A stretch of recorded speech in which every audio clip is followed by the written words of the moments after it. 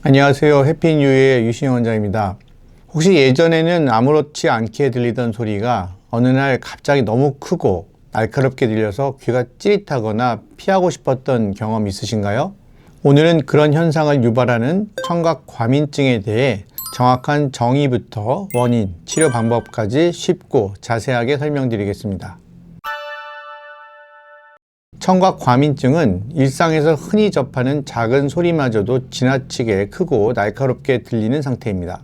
예를 들어 웃음소리, 컵 부딪히는 소리, 문 닫히는 소리 같은 평범한 소리들이 마치 울리는 것처럼 크게 들리고 심하면 귀를 찌르는 듯한 느낌까지 받게 되죠. 이게 단순히 내가 예민해서 그렇다는 얘기가 아닙니다.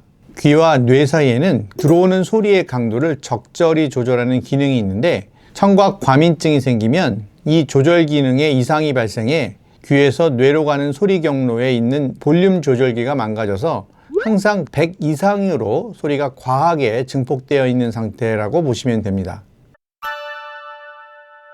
청각 과민증의 원인은 다양합니다. 첫 번째는 큰 소리에 과도한 노출인데요. 콘서트, 공사장, 폭죽소리, 이어폰 사용이 여기에 해당됩니다. 두 번째는 외상, 특히 교통사고나 머리나 목에 강한 충격이 원인이 될 수 있으며, 세 번째는 질환에 의한 청각 과민입니다. 편두통, 만성이명, 그리고 메니에르시병처럼 누가 현상을 동반하는 질환에서 자주 발생합니다.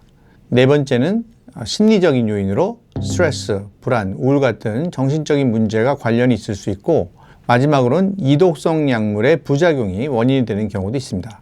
원인이 이렇게 다양한 만큼 정확한 진단이 가장 우선시 되어야 합니다.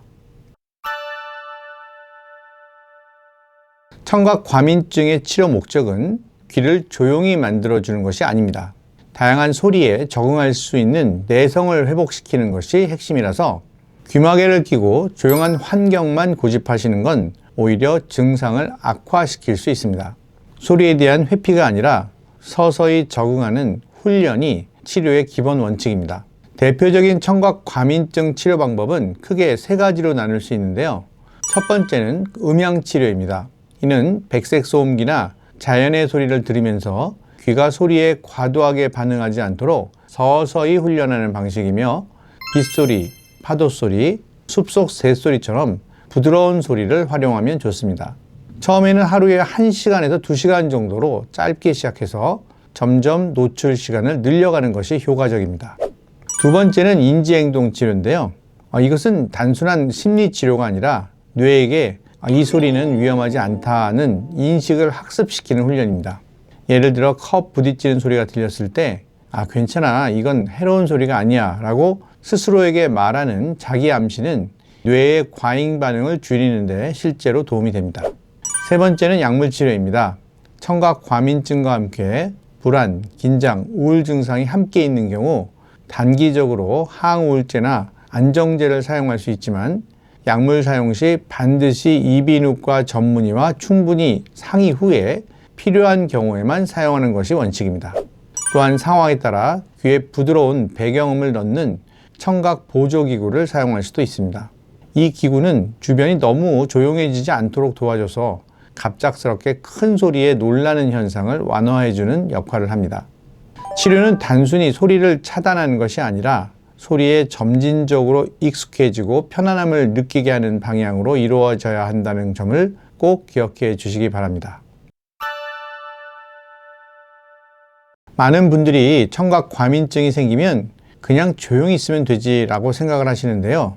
이게 바로 치료를 어렵게 만드는 원인입니다. 조용한 환경에만 있다가 갑자기 소리에 노출되면 귀와 뇌는 더 민감하게 반응합니다. 이 빛에 눈이 부시듯 소리에 귀가 부시게 된다, 이렇게 이해하시면 됩니다. 그래서 치료 원칙은 소리를 피하는 것이 아니라 작고 안전한 소리부터 조금씩 익숙해지셔야 하는데요. 예를 들어 집안에서는 시계 초침 소리나 잔잔한 음악을 가볍게 틀어놓는 것도 도움이 되며, 산책을 할 때에는 새소리나 사람의 발소리, 멀리서 들려오는 자동차 소리 같은 주변의 자연스러운 소리를 굳이 피하려 하지 않고 그냥 두는 것이 좋습니다. 혹시 소리가 거슬린다면 처음에는 한 1분에서 2분 정도만 참아보세요. 그리고 점차 그 소리에 익숙해지도록 노출 시간을 조금씩 늘려가면 됩니다. 다만 갑자기 큰 소음이나 너무 날카로운 소리에는 노출되지 않도록 주의하셔야 하고, 이러한 훈련과 치료는 반드시 전문가의 지도 아래에서 안전하게 진행하셔야 합니다. 청각 과민증은 정확한 진단과 체계적인 접근만 있으면 충분히 호전될 수 있는 증상입니다. 혹시 오늘 말씀드린 증상과 비슷하다면 망설이지 마시고 내원해 주세요. 정확한 검사와 맞춤형 치료로 여러분의 편안한 청각을 되찾을 수 있도록 도와드리겠습니다. 그럼 다음 시간에 귀 건강에 더 필요한 내용으로 인사드리겠습니다. 감사합니다.